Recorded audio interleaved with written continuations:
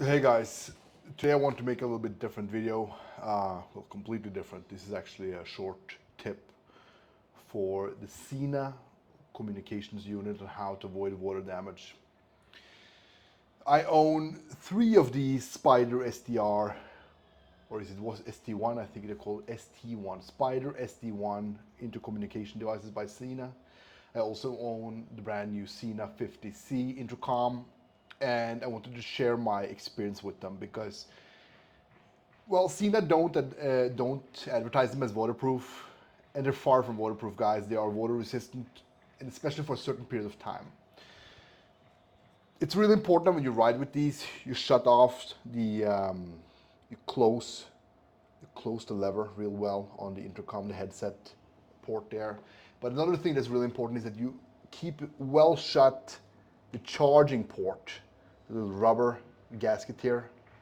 You keep these well shut. Now, what happened to me actually was I was riding in rain, cold rain in the mountains for about probably 6 hours, guys, maybe 8 hours. When I got back home, the device was still perfectly functioning. It was perfectly functioning. I wiped it off, wiped some of the rain off, because I knew that, well, I had been using it.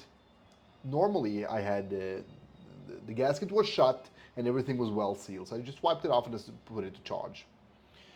When I was supposed, when I tried to turn the device on the day later, guys, one day later, the device would not turn on. I talked to SENA, they told me that just put it in a bag of rice and wait 24 hours, it'll probably be okay. Well, I did that and it was not okay. It was not okay. And I actually even opened the device and I found a lot of water inside of the device, guys.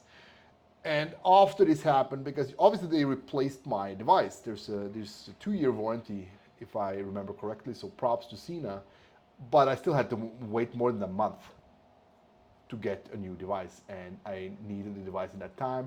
So I started thinking, well, how can we avoid this from happening again? And here's what I found, guys. If you're riding in the rain, especially heavy rain, when you get back home, just wipe off the device a little bit. Take it off and just wipe off the worst. That's the first part.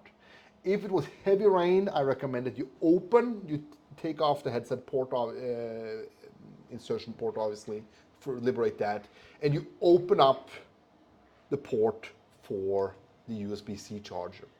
If you have a 50C device or any of the other ones that also have a camera, there are 2 gaskets there, one for the charger and one for the SD card, the memory card.